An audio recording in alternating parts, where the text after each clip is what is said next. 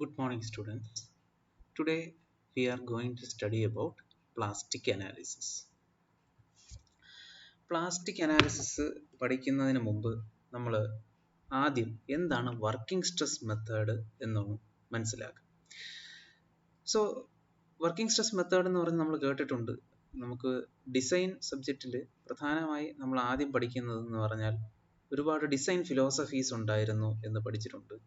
അതിൽ മുമ്പ് ആദ്യമായി ഡെവലപ്പ് ചെയ്ത ഒരു ഡിസൈൻ മെത്തേഡായിരുന്നു working stress method. Okay, so നമ്മുടെ പഴയ സ്ട്രക്ചേഴ്സ്, പഴയ RCC ആയാലും സ്റ്റീൽ സ്ട്രക്ചേഴ്സും എല്ലാം നല്ലൊരു ശതമാനവും വർക്കിംഗ് സ്ട്രെസ് മെത്തേഡിലൂടെ ഡിസൈൻ ചെയ്യപ്പെട്ടതായിരുന്നു. അപ്പോൾ ഈ മെത്തേഡിൻ്റെ പ്രത്യേകതകൾ എന്താണെന്ന് നമുക്ക് മനസ്സിലാക്കാം. So for steel structures stress strain behaviour ആണ് നമ്മൾ ഇവിടെ ഈ കാണുന്നത്. ഓക്കെ, നമുക്കറിയാം സ്റ്റീലിൻ്റെ സ്ട്രെസ് സ്ട്രെയിൻ ബിഹേവിയറിൽ വളരെ പ്രധാനപ്പെട്ടതാണ് അതിൻ്റെ ഇനിഷ്യൽ സ്ട്രെയിറ്റ് ലൈൻ റീജിയൻ. സ്ട്രെസ്സും സ്ട്രെയിനും പ്രൊപ്പോർഷണലായ റീജിയനാണ് elastic region.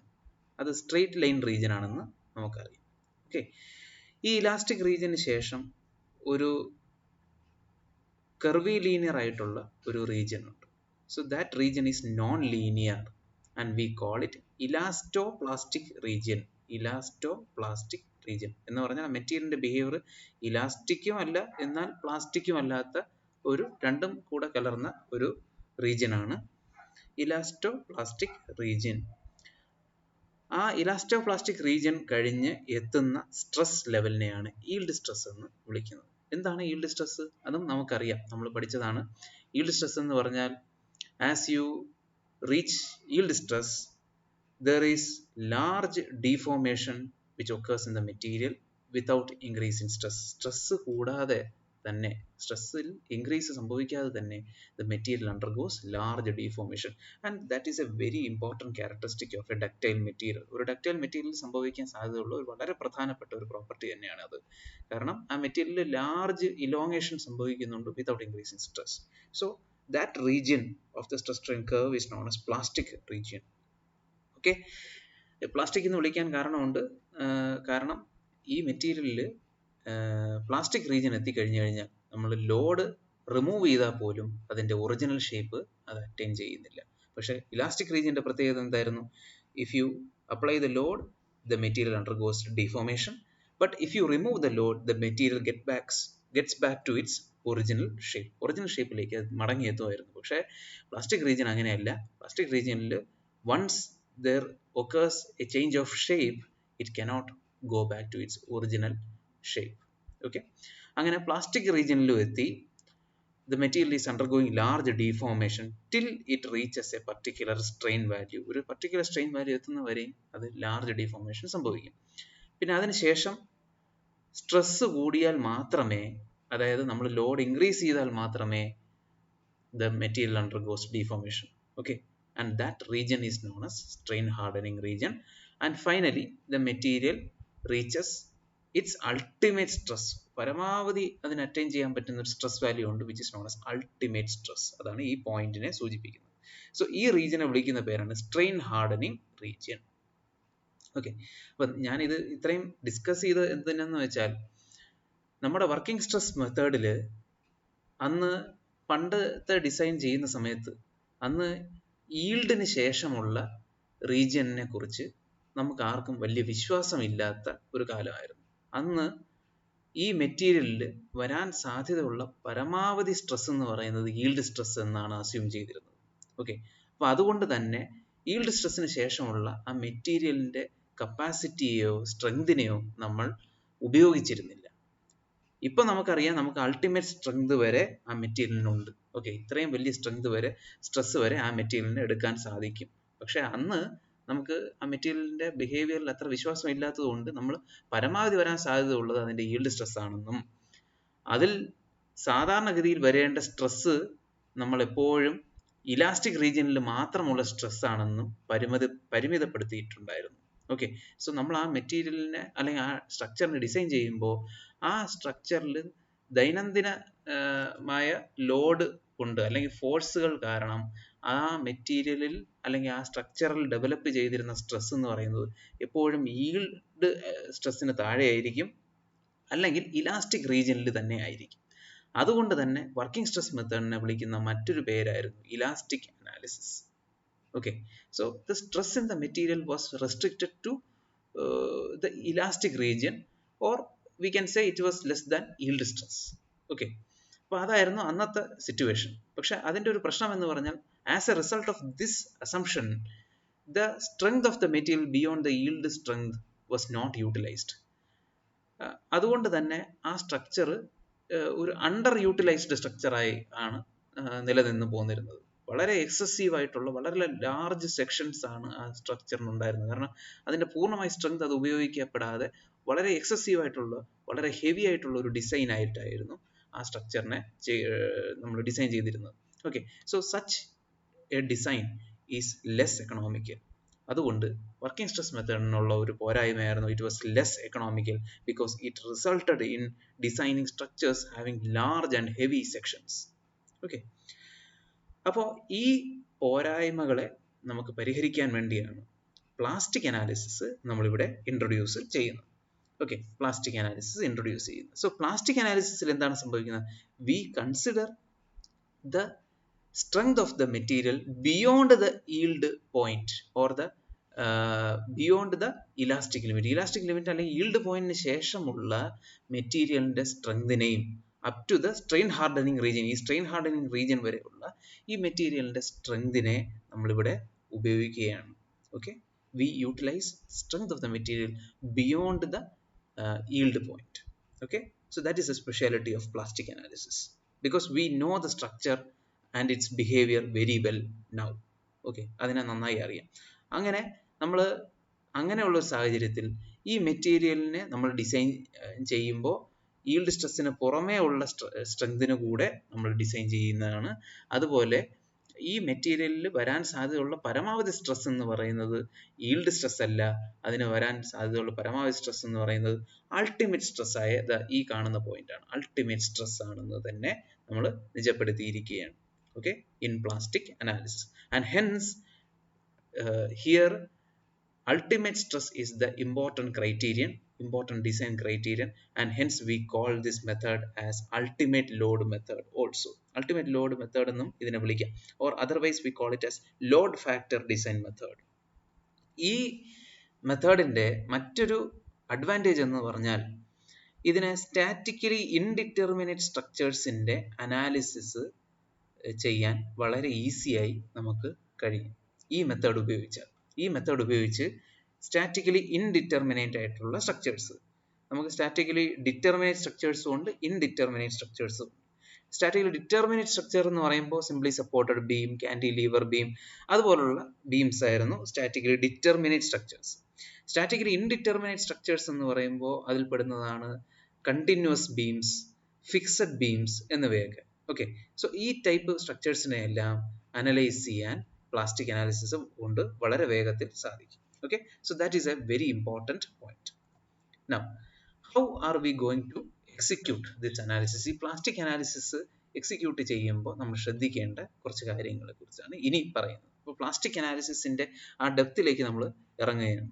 Okay, so for the time being you assume that we have an I beam. I beam ആണ് നമ്മളിവിടെ നമ്മുടെ സ്റ്റഡിക്ക് വേണ്ടി എടുക്കുന്നതെന്ന് വയ്ക്കുക. ഒരു സ്റ്റീൽ സെക്ഷൻ ആണ്, ഐ ബീം ആണ് ഇവിടെ ഉപയോഗിക്കുന്നത്. So I beam simply supported ആയിട്ടാണ് നമ്മളിവിടെ ഉപയോഗിക്കുന്നത്. Okay, I beam in simply supported condition as you see in this figure is taken and you apply a load. എവിടെയാണ് ലോഡ് അപ്ലൈ ചെയ്യുന്നത്? അതിൻ്റെ മിഡ് സ്പാനിലാണ് ലോഡ് അപ്ലൈ ചെയ്യുന്നത്. ഓക്കെ, എങ്ങനെയാണ് load apply ചെയ്യുന്നത്? As A gradually increasing load, വളരെ ഗ്രാജുവലായി ഈ ലോഡിനെ increase ചെയ്യുകയാണ്. എന്ന് പറഞ്ഞാൽ 0-ൽ നിന്ന് തുടങ്ങുന്നു. 0, 1, 2, 3 അങ്ങനെ നമുക്ക് ആവശ്യമുള്ള അത്രയും ലോഡുകൾ നമ്മൾ ഗ്രാജുവലി ഇൻക്രീസ് ചെയ്ത് കൊണ്ടുപോവുകയാണ്. സോ ഇനിഷ്യലി നമ്മൾ വളരെ കുറച്ച് ലോഡ് അപ്ലൈ ചെയ്ത ഒരു സാഹചര്യമാണ് നിങ്ങൾ ഈ സ്റ്റേജ് എ എന്ന് പറഞ്ഞ് കാണുന്നത്. അപ്പോൾ വളരെ കുറച്ച് ലോഡ്, വളരെ ഇൻക്രിമെൻ്റൽ ലോഡ് മാത്രം അപ്ലൈ ചെയ്തപ്പോൾ എന്ത് സംഭവിച്ചു? ആ ബീം ബെൻഡ് ചെയ്തിട്ടുണ്ട്, ചെറുതായി ബെൻഡ് ചെയ്ത് തുടങ്ങി. So bending of this beam is an important characteristic. ബീമിനെ സംബന്ധിച്ചിടത്തോളം ലോഡ് അപ്ലൈ ചെയ്യുമ്പോൾ അത് എങ്ങനെയാണ് അത് റെസ്പോണ്ട് ചെയ്യുന്നത്? ഇറ്റ് ബെൻഡ്സ്. ബീമിന് ബെൻഡിങ് ആണ് അതിൻ്റെ റെസ്പോൺസ്. ആ ബെൻഡിങ്ങിനെ നമ്മൾ റെപ്രസെന്റ് ചെയ്യുന്നതാണ് റൊട്ടേഷൻ്റെ ടേംസിലാണ് റെപ്രസെന്റ് ചെയ്യുന്നത്. എന്ന് പറഞ്ഞാൽ ലോഡ് അപ്ലൈ ചെയ്യുമ്പോൾ ആ ബീമിന് ഒരു കർവേച്ചർ ഉണ്ടാകുന്നു ആൻഡ് ആ കർവേച്ചറിനെ വിളിക്കുന്ന പേരാണ് റൊട്ടേഷൻ. ഓക്കെ, ഒരു റൊട്ടേഷൻ ആ ബീമിന് സംഭവിക്കുന്നു ബെൻഡിങ്ങിലൂടെ. ഓക്കെ, അപ്പോൾ ലോഡിന് പ്രൊപ്പോർഷണലായിട്ട് നമുക്ക് അറിയാം ഏതൊരു ബീം ആണെങ്കിലും നമ്മൾ അതിനെ ലോഡ് ചെയ്യുമ്പോൾ എന്ത് സംഭവിക്കും, ആ ബീമിൽ ഒരു ബെൻഡിങ് മൊമെന്റ് ഡെവലപ്പ് ചെയ്യും. ആ ബീം ബെൻഡിങ് മൊമെന്റ് ഡെവലപ്പ് ചെയ്യുന്നത് നമുക്കറിയാം. ബെൻഡിങ് മൊമെന്റ് ഒരു ബീമിൽ ഓരോ പോയിന്റ്സിലും ഓരോ വാല്യൂസ് ആയിരിക്കാം, അല്ലേ? ഓരോ പോയിന്റ്സിലും ഓരോ വാല്യൂസ് ആയിരിക്കും. നമ്മൾ ഇപ്പോഴത്തെ ഒരു സിറ്റുവേഷൻ നമുക്ക് കൺസിഡർ ചെയ്യാം. ഇതൊരു സിംപ്ലി സപ്പോർട്ടഡ് ബീമാണ്. അതിന്റെ മിഡ് സ്പാനിലാണ് നമ്മൾ ലോഡ് ചെയ്തിരിക്കുന്നത്. ഏറ്റവും കൂടുതൽ റൊട്ടേഷൻ സംഭവിക്കുന്നതും അല്ലെങ്കിൽ ഏറ്റവും കൂടുതൽ ഡിഫ്ലക്ഷൻ സംഭവിക്കുന്നതും അതിന്റെ മിഡ് സ്പാനിൽ തന്നെ ആയിരിക്കും, അല്ലേ? അതുപോലെ തന്നെ ആ ബീമിൽ ഏറ്റവും കൂടുതൽ ബെൻഡിങ് മൊമെന്റ് ഡെവലപ്പ് ചെയ്യുന്നതും അതിന്റെ മിഡ് സ്പാനിൽ തന്നെയാണ്. ഓക്കെ, സോ ലോഡിന് പ്രൊപ്പോർഷണലായിട്ട് ആ ബീമിൽ ബെൻഡിങ് മൊമെന്റ് ഡെവലപ്പ് ചെയ്യുമെന്ന് നമുക്കറിയാം. ആ അതുകൊണ്ട് തന്നെ ലോഡിന് പകരമായി ബെൻഡിങ് മൊമെന്റും ഈ ബീമിന്റെ റെസ്പോൺസ് ആയ ഡിഫ്ലക്ഷന് പകരമായി അതിന്റെ റൊട്ടേഷനും, ഓക്കെ, ആ ബീം റൊട്ടേറ്റ് ചെയ്യുന്നുണ്ടല്ലോ, ആ ബീമിൽ ലോഡ് അപ്ലൈ ചെയ്യുമ്പോൾ അതിനൊരു റൊട്ടേഷൻ സംഭവിക്കുന്നു.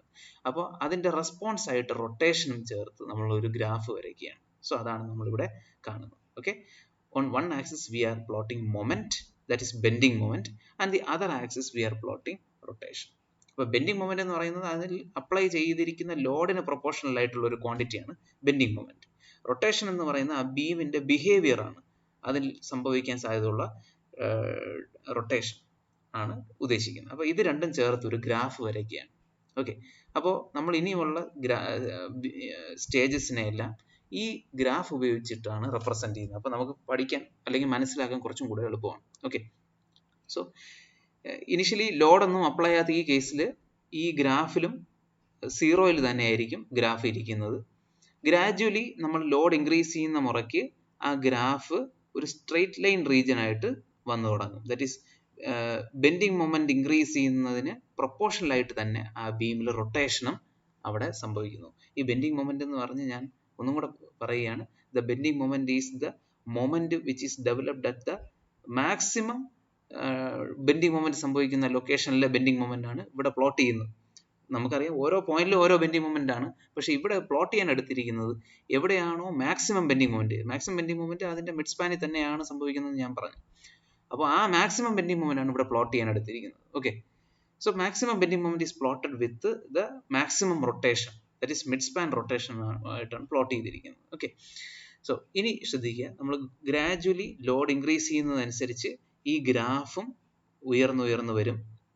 ആൻഡ് ദിസ് ഇവിടുത്തെ സിറ്റുവേഷൻ എന്താണെന്ന് മനസ്സിലാക്കാൻ വേണ്ടി നമ്മൾ ഈ ക്രോസ് സെക്ഷൻ്റെ സ്ട്രെസ് ഡിസ്ട്രിബ്യൂഷൻ ഡയഗ്രാം കൂടെ നമ്മളിവിടെ പ്ലോട്ട് ചെയ്തിട്ടുണ്ട്. അതാണ് നിങ്ങളിവിടെ കാണുന്നത്. അപ്പോൾ സ്റ്റേജ് എ വളരെ ചെറിയ ലോഡ് അപ്ലൈ ചെയ്തൊരു സമയത്ത് ഈ ക്രോസ് സെക്ഷൻ ഇവിടെ വരച്ചിട്ടുണ്ട്. ബീമിന്റെ ക്രോസ് സെക്ഷൻ ഐ ആണ്.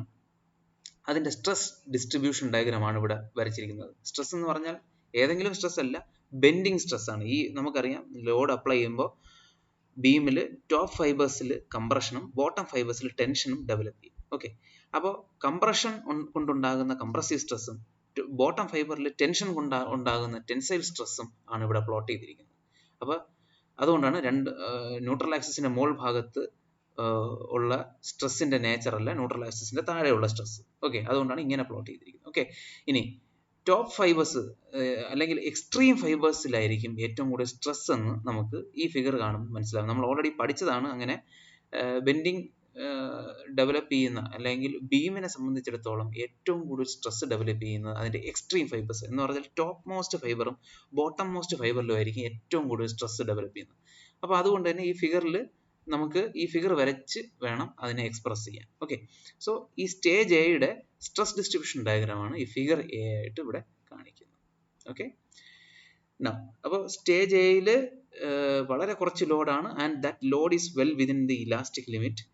അങ്ങനെ ഈ സെക്ഷൻ എടുത്ത് നമ്മൾ ഇവിടെ നോക്കുമ്പോൾ ഏറ്റവും എക്സ്ട്രീം ഫൈബേഴ്സിൽ ആണ് മാക്സിമം സ്ട്രെസ് ഡെവലപ്പ് ചെയ്തിട്ടുള്ളത്.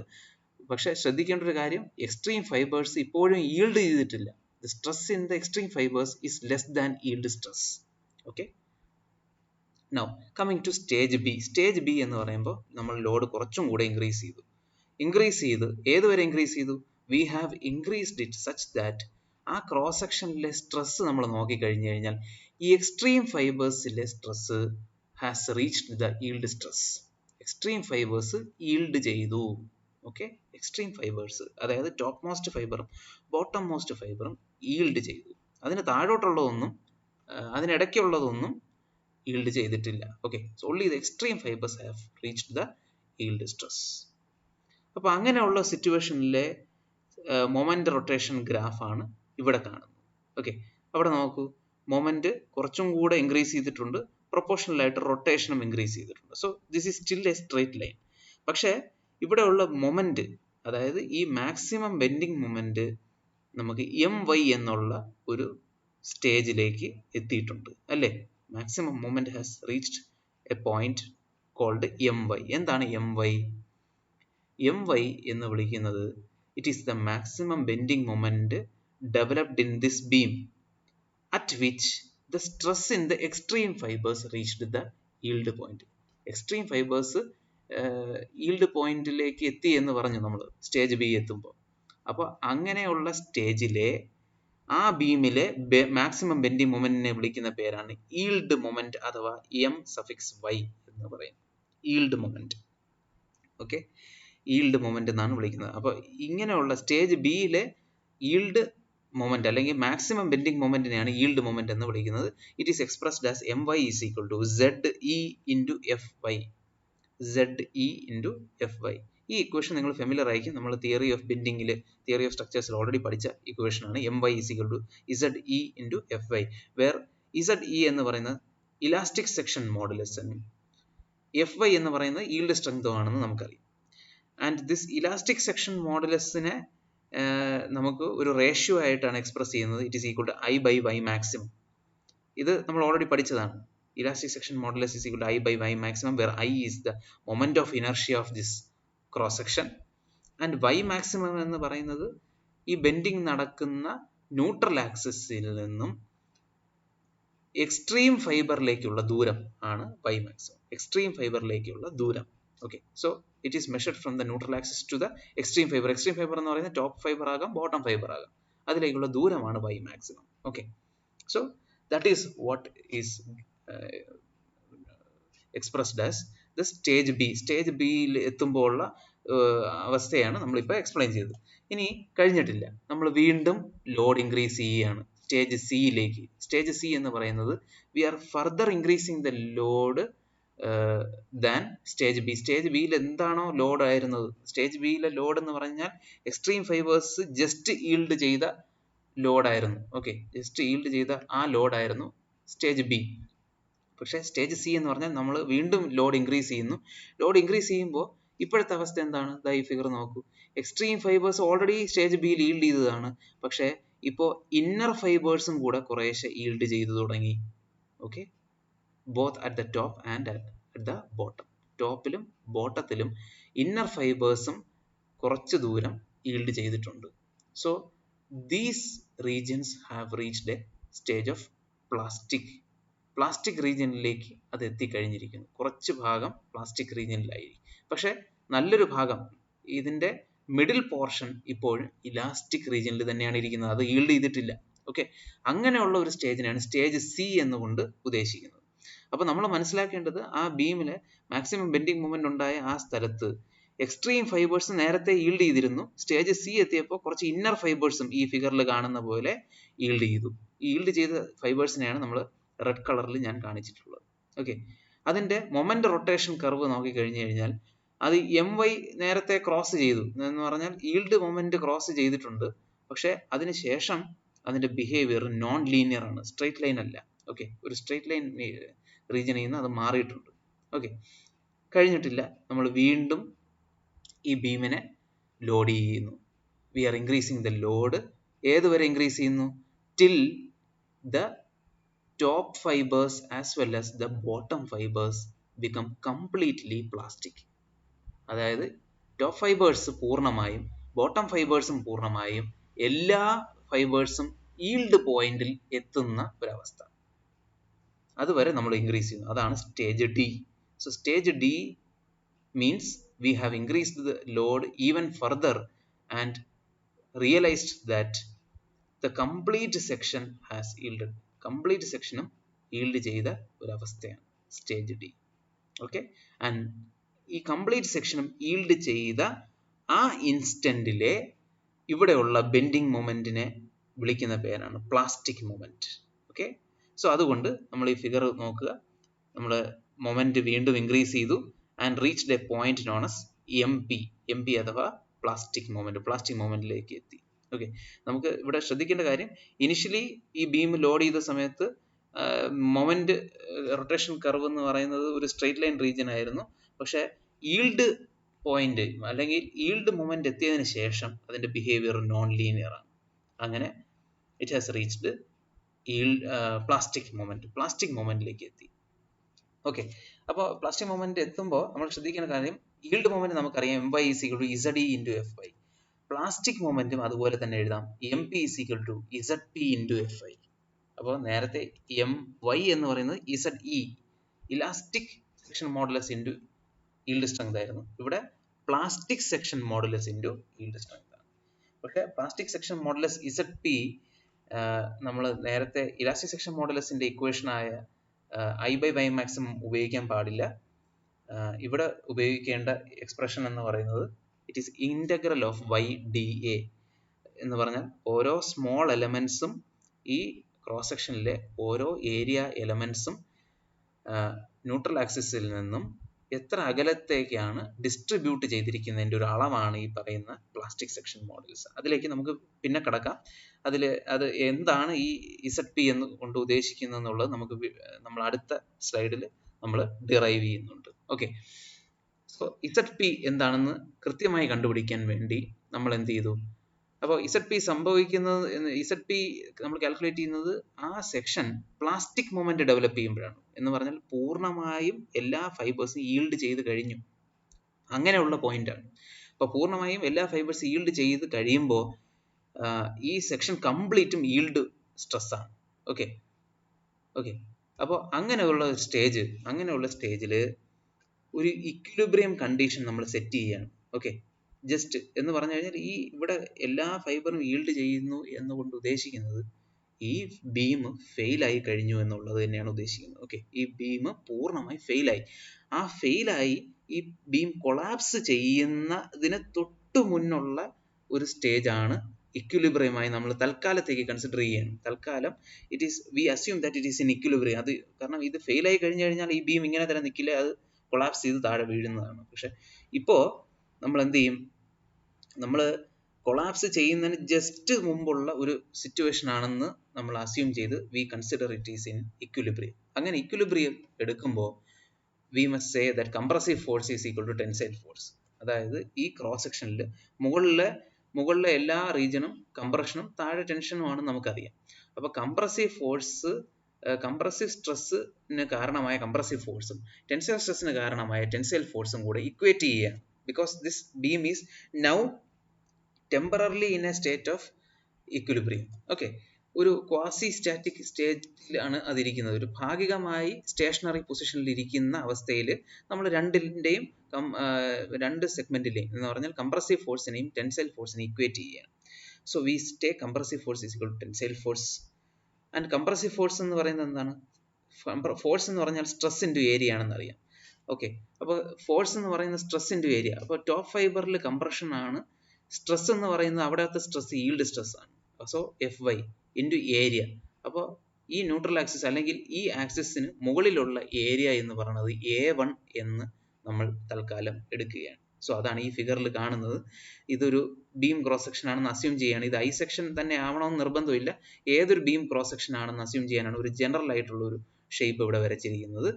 അവിടെ ടോപ്പ് റീജിയൻ, ഈ ആക്സിസിന് മുകളിലെ റീജിയനെ A1 എന്നും താഴത്തെ റീജിയനിലെ ഏരിയ A2 എന്നാണ് നമ്മൾ എടുത്തിരിക്കുന്നത്. ഓക്കെ, അവിടെയുള്ള സ്ട്രെസ് നമുക്കറിയാം, ടോപ്പ് റീജിയനിലെല്ലാം സ്ട്രെസ് ഈൽഡ് ചെയ്തു, സോ Fy. ബോട്ടം റീജിയനിലെ എല്ലാ സ്ട്രെസ്സും ഈൽഡ് ചെയ്തു, സോ Fy. അപ്പോൾ ഇങ്ങനെയുള്ള ഒരു ഇക്വേഷൻ സബ്സ്റ്റിറ്റ്യൂട്ട് ചെയ്യുമ്പോൾ Fy രണ്ട് സൈഡിലും ക്യാൻസൽ ചെയ്ത് പോകും. We will get A1 equal to A2. So compressive ഫോഴ്സും ടെൻസൈൽ ഫോഴ്സ് ഇക്വേറ്റ് ചെയ്തപ്പോൾ നമുക്ക് അവസാനം മനസ്സിലായ എന്താണ്? The axis about which yield ചെയ്ത ആക്സിസ് എന്ന് പറയുന്നത് ശരിക്കും പറഞ്ഞാൽ this is an equal area axis എന്ന് പറഞ്ഞാൽ ഈ ടോട്ടൽ ഏരിയയെ കൃത്യമായി ഭാഗിക്കുന്ന ഒരു ആക്സിസ് ആയാണ് ഇത് മാറിയത്. ഓക്കെ, ഈ പ്ലാസ്റ്റിക് മൊമെന്റ് ഡെവലപ്പ് ചെയ്ത ആ സെക്ഷനിലെ ആക്സിസ് എന്ന് പറയുന്നത് it is actually equal area axis because this axis has divided the complete area into two equal halves. A1 ഉം A2 ഈക്വൽ ആയതുകൊണ്ടാണ് നമ്മൾ അങ്ങനെ പറയുന്നത്. ഓക്കെ, സോ ആ ഒരു കൺക്ലൂഷൻ വെച്ചിട്ട് നമുക്ക് ഡിറൈവ് ചെയ്ത് നമുക്ക് finally plastic section modulus ZP യുടെ ഇക്വേഷൻ കണ്ടുപിടിക്കാൻ സാധിക്കും. അതിൻ്റെ ഡെറിവേഷൻ ഒന്നും നിങ്ങൾ പഠിക്കേണ്ട, നമ്മൾ ഫൈനൽ ഇക്വേഷൻ മാത്രം ഓർത്തിരിക്കുക. ZP is equal to A/2. A എന്ന് പറയുന്നത് ടോട്ടൽ ക്രോസ് സെക്ഷൻ്റെ ഏരിയ. ഇപ്പം ഐ ബീമാണ് കൺസിഡർ ചെയ്യുന്നത്, ഐ ബീമിൻ്റെ ഏരിയ, ക്രോസ് സെക്ഷനിലെ ഏരിയ A/2 ഇൻറ്റു ബ്രാക്കറ്റിനകത്ത് y1 bar plus y2 bar. എന്താണ് y1 ബാർ, എന്താണ് y2 ബാർ, അതും ഈ ഫിഗറിൽ നിങ്ങൾക്ക് കാണാം. y1 ബാർ എന്ന് പറയുന്നത് ടോപ്പ് ഏരിയ എന്ന് പറഞ്ഞാൽ ഈ ഈക്വൽ ഏരിയ ആക്സിസിൻ്റെ മുകളിലെ ക്രോസ് സെക്ഷൻ്റെ സെൻട്രോയിഡ് വരെയുള്ള ഡിസ്റ്റൻസ് ആണ് y1 ബാർ. ഇനി ബോട്ടം ഏരിയ, അതായത് ഈ ക്രോസ് സെക്ഷൻ്റെ ഈക്വൽ ഏരിയ ആക്സിസിന് താഴെയുള്ള ഏരിയയുടെ സെൻട്രോയിഡും ഈക്വൽ ഏരിയ ആക്സിസും തമ്മിലുള്ള ഈ ഡിസ്റ്റൻസ് y2 ബാർ എന്ന് കാണിച്ചിട്ടുണ്ട്. അതാണ് y2 ബാർ ആയിട്ട് ഇവിടെ ഉദ്ദേശിച്ചിരിക്കുന്നത്. So A/2 into y1 bar plus y2 bar will give you the plastic section modulus. അങ്ങനെയാണെങ്കിൽ ഒരു റെക്ടാങ്കുലർ ബീമിന്റെ പ്ലാസ്റ്റിക് സെക്ഷൻ മോഡുലസ് ZP എങ്ങനെ കാൽക്കുലേറ്റ് ചെയ്യുമെന്ന് പറഞ്ഞ്, സോ ഈ ഫിഗർ നോക്കുക. This figure gives you shows a rectangular beam of dimension B into D. B widthും D ഡെപ്തും ഉള്ള ഒരു ബീമാണ്. അങ്ങനെയുള്ള ഒരു സ്റ്റീൽ ബീമിന്റെ പ്ലാസ്റ്റിക് സെക്ഷൻ മോഡുലസ് കണ്ടുപിടിക്കാൻ ചോദിച്ചാൽ നിങ്ങൾ എന്ത് ചെയ്യും? നമ്മൾ ആ ഇക്വേഷനിൽ സബ്സ്റ്റിറ്റ്യൂട്ട് ചെയ്യുക. അതിന് ഓരോ ടേംസും അറിയണം. ZP is equal to A/2. അതിൽ A എന്താണ്? ക്രോസ് സെക്ഷനിൽ ഏരിയ. അപ്പോൾ ക്രോസ് സെക്ഷനിൽ area A is equal to B into D. ഇനി അറിയേണ്ടത് y1 ബാർ എത്ര, y2 ബാർ എത്ര എന്നാണ് അറിയേണ്ടത്. y1 ബാർ എന്ന് പറയുന്നത് ഈ ഈക്വൽ ഏരിയ ആക്സിസിന്റെ മുകളിലുള്ള ഡിസ്റ്റൻസ് ആണ്, മുകളിലുള്ള ഡിസ്റ്റൻസ് ടു ദ സെൻട്രോയിഡ്. അപ്പോൾ നമ്മൾ ഈ ഫിഗറിൽ സെൻട്രോയിഡ് മാർക്ക് ചെയ്യുക. സെൻട്രോയിഡ് എന്ന് പറയുന്നത് ഇത് മൊത്തം ഈ ഫുൾ ഡെപ്ത് എന്ന് പറയുന്നത് സ്മോൾ d ആണ്. അപ്പോൾ ഈക്വൽ ഏരിയ ആക്സിസ് എന്ന് പറയുന്നത് കടന്നു പോകുന്നത് D/2 തന്നെ ആയിരിക്കണം. ഇനി ഈ D/2 ഡിസ്റ്റൻസിന്റെ നേരെ സെൻട്രോയിഡിലായിരിക്കും, ഈ റീജിയന്റെ സെൻട്രോയിഡിലായിരിക്കും, സെൻട്രോയിഡിൽ നിന്നുള്ള ഡിസ്റ്റൻസ് ആണ് നമ്മൾ ഇനി മെഷർ ചെയ്യേണ്ടത്. സോ ഈ സെൻട്രോയിഡ്, ഈ ഹാഫിന്റെ സെൻട്രോയിഡും താഴത്തെ ഹാഫിന്റെ സെൻട്രോയിഡും ഇതുപോലെ മാർക്ക് ചെയ്ത് വെക്കുക. ആ ഡിസ്റ്റൻസും കണ്ടുപിടിക്കുക. അപ്പോൾ ഇത് D/2 ആണെങ്കിൽ we know that this is D/4 because ഇതൊരു റെക്ടാങ്കിൾ ആണ്. റെക്ടാങ്കിളിന്റെ സെൻട്രോയിഡ് എന്ന് പറയുന്നത് നേരെ ഹാഫിൽ നടുക്കൂടെയാണ് കടന്നു പോകുന്നത്. ഓക്കെ, അതുപോലെ താഴത്തെ റീജിയന്റെയും centroid it passes through the centre. Okay, so y1 bar എന്ന് പറയുന്നത് സെൻട്രോയിഡൽ ആക്സിസിന് മുകളിലോട്ടുള്ള സെൻട്രോയിഡൽ ഡിസ്റ്റൻസ് എന്ന് പറയുന്നത് D/4 ഉം താഴത്തെ സെൻട്രോയിഡിന്റെ ഡിസ്റ്റൻസ് എന്ന് പറയുന്നത് D/4 തന്നെ ആയിരിക്കും. Okay, so ZP is equal to, you substitute in this equation A/2 BD/2 into D/4 plus D/4. Finally you get it as BD square by 4. Okay, BD square by 4. So that is as plastic section modulus കണ്ടുപിടിക്കുന്നതാണ് അങ്ങനെ. അപ്പോൾ കഴിഞ്ഞിട്ടില്ല. Plastic അനാലിസിസിൽ നമ്മൾ എത്തിയത് stage ഡിയിലാണ്. Stage ഡിയിൽ നമ്മൾ പറഞ്ഞതാണ്, ആ stage ഡിയിൽ entire cross section has reached yield point. അങ്ങനെ കംപ്ലീറ്റ് ക്രോസ് സെക്ഷനും ഈൽഡ് ചെയ്ത ഒരു സെക്ഷനെ വിളിക്കുന്ന പേരാണ് plastic hinge. V call it plastic hinge. ഈ പ്ലാസ്റ്റിക് ഹിഞ്ച് ലൊക്കേഷനിലാണ് നമുക്ക് പ്ലാസ്റ്റിക് മൊമെന്റ് ഡെവലപ്പ് ചെയ്തത്. സോ പ്ലാസ്റ്റിക് മൊമെന്റ് ഡെവലപ്പ് ചെയ്ത ലൊക്കേഷനെ വിളിക്കുന്ന പേരാണ് പ്ലാസ്റ്റിക് ഹിഞ്ച്. അഥവാ വേറെ രീതിയിൽ ഡിഫൈൻ ചെയ്യുകയാണെങ്കിൽ plastic hinge is A point on the beam at which the entire cross section has completely yielded. Completely yield ചെയ്ത, completely plastic ആയ ആ ക്രോസ് സെക്ഷനെ വിളിക്കുന്ന പേരാണ് പ്ലാസ്റ്റിക് ഹിഞ്ച്. അഥവാ പ്ലാസ്റ്റിക് മൊമെന്റ് ഡെവലപ്പ് ചെയ്ത ക്രോസ് സെക്ഷൻ ഏതോ അതിനെ വിളിക്കുന്ന പേരാണ് പ്ലാസ്റ്റിക് ഹിഞ്ച്. അങ്ങനെ വേണമെങ്കിലും നമുക്ക് ഡിഫൈൻ ചെയ്യാം. Okay, so the portion of the member where MP occurs, plastic moment develop ചെയ്യുന്ന എവിടെയാണോ അവിടെ ആയിരിക്കും കംപ്ലീറ്റ് പോർഷൻസും കംപ്ലീറ്റ് മെറ്റീരിയലും ഈൽഡ് ചെയ്തിട്ടുണ്ടാവുക. We call it plastic hinge. This is a very important definition. സാധാരണ പരീക്ഷയ്ക്ക് ചോദിക്കുന്നതാണ്, സാധാരണ ഇതിനെ ഡിഫൈൻ ചെയ്യാനും ചോദിക്കാറുണ്ട്. So we will now discuss about plastic hinge. എന്താണ് പ്ലാസ്റ്റിക് ഹിഞ്ച്? നമ്മൾ ഓൾറെഡി പഠിച്ചതാണ്. ഈ കാണുന്ന സിംപ്ലി സപ്പോർട്ടഡ് ബീമിൽ നമ്മളൊരു ലോഡ് അപ്ലൈ ചെയ്യുകയാണ്. And here it is shown different stages of loading. നമ്മൾ ലോഡ് ഇൻക്രീസ് ചെയ്ത് ഒരു പർട്ടിക്കുലർ സെഗ്മെന്റ് എത്തിയപ്പോൾ, ഒരു പർട്ടിക്കുലർ ലോഡ് വാല്യൂ എത്തിയപ്പോൾ ദ കംപ്ലീറ്റ് സെക്ഷൻ, ഈ കാണുന്ന ക്രോസ് സെക്ഷൻ പൂർണ്ണമായും ഈൽഡ് ചെയ്തു. അങ്ങനെയുള്ള ഒരു സെക്ഷനെ വിളിക്കുന്ന പേരാണ് plastic hinge. So it is a completely yielded zone which can cause infinite rotation to take place at a constant plastic moment of the section. ഇവിടെ develop ചെയ്യുന്ന മൊമെന്റിനെ വിളിക്കുന്നതാണ് plastic moment. MP is equal to ZP into FI. അത് already നമ്മൾ discuss ചെയ്ത് കഴിഞ്ഞു. ഇനി നമ്മൾ നോക്കേണ്ട കാര്യം, ഈ ഡെഫിനിഷനിൽ പറയുന്നത് ഈ പ്ലാസ്റ്റിക് ഹിഞ്ച് ഫോം ചെയ്ത സ്ഥലത്ത് ഇൻഫൈനൈറ്റ് റൊട്ടേഷൻ നടക്കുമെന്നാണ് പറയുന്നത്. അപ്പോൾ നമ്മൾ കണ്ട സ്റ്റേജ് ഡിയിൽ നമുക്ക് ലോഡ് ഇൻക്രീസ് ചെയ്തു, അതിന് പ്രൊപ്പോർഷണലായിട്ട് മൊമെന്റ്, ബെൻഡിങ് മൊമെന്റ് ഡെവലപ്പ് ചെയ്തു, അത് ഈൽഡ് മൊമെന്റ് എത്തി, അതിനുശേഷം പ്ലാസ്റ്റിക് മൊമെന്റ് എത്തി. പക്ഷെ റൊട്ടേഷൻ ഇൻഫൈനൈറ്റിലോട്ടൊന്നും പോയിട്ടില്ല. പക്ഷെ ഇവിടെ പ്ലാസ്റ്റിക് ഹിഞ്ച് ഫോം ചെയ്ത് കഴിഞ്ഞാൽ, നമ്മൾ പ്ലാസ്റ്റിക് ഹിഞ്ച് ഫോം ചെയ്യുന്നതിന് ജസ്റ്റ് മുമ്പുള്ള സ്റ്റേജ് ആണ് ഈ ഫിഗറിൽ കണ്ടത്. പക്ഷെ പ്ലാസ്റ്റിക് ഹിഞ്ച് ഫോം ചെയ്ത് കഴിഞ്ഞാൽ it will undergo very large deformation by itself. വളരെ ലാർജ് റൊട്ടേഷൻ ഈ ബീമിന് സംഭവിക്കുകയും ആ ബീം പൂർണ്ണമായി തകർന്നു വീഴുകയും ചെയ്യും, പൂർണ്ണമായി കൊളാപ്സ് ചെയ്യുകയും ചെയ്യും.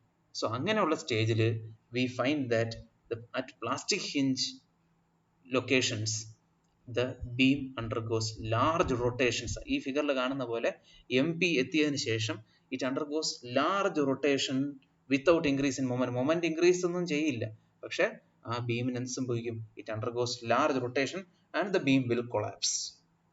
ഓക്കെ, ഇനി ഈ പ്ലാസ്റ്റിക് ഹിഞ്ച് സാധാരണഗതിയിൽ എവിടെയാണ് ഫോം ചെയ്യുന്നത്? It forms at maximum bending moment locations. Plastic hinge ഏത് ബീമിനെ എടുത്താലും അതിന്റെ മാക്സിമം ബെൻഡിങ് മൊമെന്റ് ഉണ്ടാകുന്ന ഒരു ലൊക്കേഷനിലായിരിക്കും സംഭവിക്കുക. ഫോർ എക്സാമ്പിൾ, നിങ്ങളിപ്പോൾ ഇവിടെ കാണുന്ന ഈ സിംപ്ലി സപ്പോർട്ടഡ് ബീമിന്റെ മാക്സിമം ബെൻഡിങ് മൊമെന്റ് ഉണ്ടാകുന്ന അതിന്റെ മിഡ് സ്പാനിൽ തന്നെയാണ്. അതുകൊണ്ട് തന്നെ പ്ലാസ്റ്റിക് ഹിഞ്ച് ഉണ്ടാകുന്നതും അവിടെ തന്നെ ആയിരിക്കും. ഓക്കെ, അപ്പോൾ ആ ബീം കാണുമ്പോൾ നമുക്കറിയാം എവിടെയായിരിക്കാം പ്ലാസ്റ്റിക് ഹിഞ്ച് ഉണ്ടാകുന്നത്. അതുപോലെ തന്നെ ഒരു ഫിക്സഡ് ബീം എടുക്കുകയാണെന്ന് വയ്ക്കുക. ഫിക്സഡ് ബീമിൽ ഒരു പോയിന്റ് ലോഡ് ഇതുപോലെ ആക്ട് ചെയ്യുന്നു എന്ന് അസ്യൂം ചെയ്യുക. അങ്ങനെയാണെങ്കിൽ നമുക്കറിയാം ഫിക്സഡ് ബീമിൽ എപ്പോഴും മാക്സിമം ബെൻഡിങ് മൊമെന്റ് ഉണ്ടാകുന്നത് അതിന്റെ സപ്പോർട്ട്സിലും ഇതുപോലെ അപ്ലൈ ചെയ്ത പോയിന്റ് ലോഡ് അപ്ലൈ ചെയ്തതിന് നേരെ താഴെയുമായിരിക്കും. അതായത് ഫിക്സഡ് ബീമിൽ ഈ പറഞ്ഞ സപ്പോർട്ട്സിലും ലോഡ് അപ്ലൈ ചെയ്ത പോയിന്റിന് താഴെയും പ്ലാസ്റ്റിക് ഹിഞ്ച് ഉണ്ടാകും. ഓക്കെ, സോ പ്ലാസ്റ്റിക് ഹിഞ്ച് ഉണ്ടാകുന്ന മറ്റ് പ്രദേശങ്ങളും കൂടെ നോക്കി വയ്ക്കുക. These are generally formed near the restrained ends. എന്ന് പറഞ്ഞാൽ നമ്മൾ ഫിക്സഡ് ബീം പറഞ്ഞ പോലെയാണ്, അതിന്റെ സപ്പോർട്ട്സിൽ ഹിഞ്ചസ് ഉണ്ടാകാം, അല്ലെങ്കിൽ intersection of members. For example, ഒരു മെമ്പർ മറ്റൊരു മെമ്പറുമായിട്ട് കണക്ട് ചെയ്യുന്ന ലൊക്കേഷൻസ് ഉണ്ടാകാം, അവിടെയും മൊമെന്റ് വളരെയധികം കൂടാൻ സാധ്യതയുണ്ട്, അവിടെയും പ്ലാസ്റ്റിക് ഹിഞ്ച് ഉണ്ടാകാം. അല്ലെങ്കിൽ ബിനീത്ത് പോയിന്റ് ലോഡ്സ്, ഇവിടത്തെ പോലെ പോയിന്റ് ലോഡ് ഉണ്ടായ അതിന് നേരെ താഴെ തന്നെ പ്ലാസ്റ്റിക് ഹിഞ്ചും ഉണ്ടാകാൻ സാധ്യതയുണ്ട്. Okay. However, at the intersection of two members where the bending moment is the same, a hinge forms in the weaker member. അപ്പോൾ നമ്മൾ നേരത്തെ പറഞ്ഞു ഇന്റർസെക്ഷനിൽ സംഭവിക്കാൻ സാധ്യതയുണ്ട്. പക്ഷേ ഇന്റർസെക്ഷൻ സംഭവിക്കുമ്പോൾ രണ്ട് മെമ്പേഴ്സ് തമ്മിൽ ജോയിൻ ചെയ്യുകയാണെന്ന് വയ്ക്കുക. അപ്പോൾ അതിൽ ഏത് മെമ്പറിലായിരിക്കും ഈ ഹിഞ്ച് ഫോം ചെയ്യുന്നത്? അത് ഇപ്പോഴും ഒരു വീക്കർ മെമ്പറിലായിരിക്കും ഫോം ചെയ്യുന്നത്. ഇനി ഒരു സ്ട്രക്ചറിനെ സംബന്ധിച്ചിടത്തോളം അതിൽ എത്ര പ്ലാസ്റ്റിക് ഹിഞ്ചസ് ഫോം ചെയ്യാൻ സാധ്യതയുണ്ട് അത് നമുക്ക് നോക്കാം. എന്ന് പറഞ്ഞാൽ ഈ പ്ലാസ്റ്റിക് ഹിഞ്ച് എന്ന് പറയുന്നത് ഞാൻ ഓൾറെഡി പറഞ്ഞു, ഒരു ബീമിൽ ഈ പ്ലാസ്റ്റിക് ഹിഞ്ച് ഫോം ചെയ്ത് കഴിഞ്ഞാൽ പിന്നെ ആ ബീമിനെ കൊണ്ട് ഒരു ഉപയോഗവും നമുക്കില്ല. കാരണം ആ ബീം അതിനുശേഷം പ്ലാസ്റ്റിക് ഹിഞ്ച് ഫോം ചെയ്ത് കഴിഞ്ഞാൽ it will function as A mechanism. എന്ന് പറഞ്ഞാൽ ഇത് സ്റ്റാറ്റിക് ആയിരിക്കില്ല. This will behave as A mechanism and this will collapse. ഒരു മെക്കാനിസം പോലെ ആക്ട് ചെയ്യുകയും, എന്ന് പറഞ്ഞാൽ ആ ബീം പിന്നെ പ്രോപ്പറായി ഫങ്ഷൻ ചെയ്തില്ല, അത് മൂവ് ചെയ്യുകയും അത് ഫർദർ ലോഡുകളൊന്നും ബെയർ ചെയ്യാൻ പറ്റാതെ അത് കൊളാപ്സ് ചെയ്യുകയും ചെയ്യും. ഓക്കെ, സോ അങ്ങനെ ഉള്ള ഒരു സ്റ്റേജ് എത്താൻ എത്ര പ്ലാസ്റ്റിക് ഹിഞ്ചുകൾ ആവശ്യമുണ്ടോ അത്രത്തോളം പ്ലാസ്റ്റിക് ഹിഞ്ചുകൾ ഫോം ചെയ്താലേ അങ്ങനെ ഒരു മെക്കാനിസം ഡെവലപ്പ് ചെയ്യുള്ളൂ. ഓക്കെ, സോ ഒരു ബീമിനെ സംബന്ധിച്ചിടത്തോളം അതിലുണ്ടാകാൻ സാധ്യതയുള്ള total number of plastic hinges കണ്ടുപിടിക്കാനുള്ള ഒരു ഇക്വേഷൻ ആണ് ഈ കാണുന്നത്. Total number of plastic hinges in any structure is equal to r+1 where r is the degree of static indeterminacy.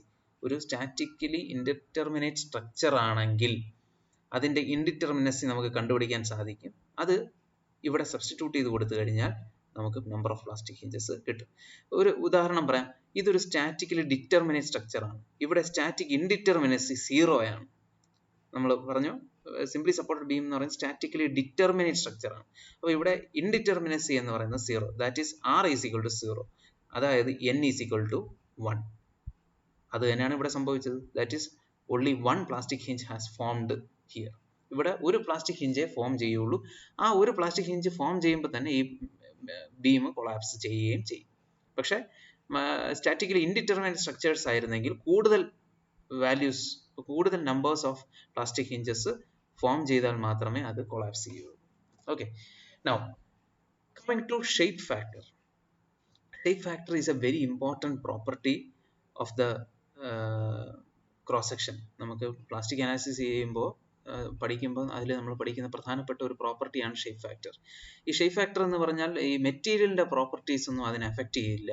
It depends upon the shape of the cross section. ആ cross സെക്ഷന്റെ ഷേപ്പിനെ അനുസരിച്ചിരിക്കും ഇതിന്റെ value. Okay, ഈ shape factor എന്ന് പറയുന്നത് നമ്മൾ എങ്ങനെയാണ് ഡിഫൈൻ ചെയ്യുന്നത്? It is the ratio of plastic moment to yield moment. അതായത് MP divided by MY.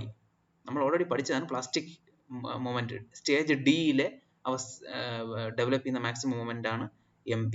Stage ബിയിൽ ഡെവലപ്പ് ചെയ്യുന്ന മാക്സിമം മൊമെന്റ് ആണ് MY. അതായത് only extreme fibres have yielded. അപ്പോൾ MP ബൈ MY ചെയ്യുമ്പോൾ കിട്ടുന്ന വാല്യൂവിനെയാണ് ഷേപ്പ് ഫാക്ടർ എന്ന് പറയുന്നത്. നമുക്കറിയാം MP is equal to ZP into FY and MY is equal to ZE into FY. അങ്ങനെ FY ന്യൂമറേറ്ററിലും ഡിനോമിനേറ്ററിലും ക്യാൻസൽ ചെയ്ത് പോകുമ്പോഴാണ് നമുക്ക് ഷേപ്പ് ഫാക്ടറിനെ മറ്റൊരു രീതിയിലും ഡിഫൈൻ ചെയ്യാം.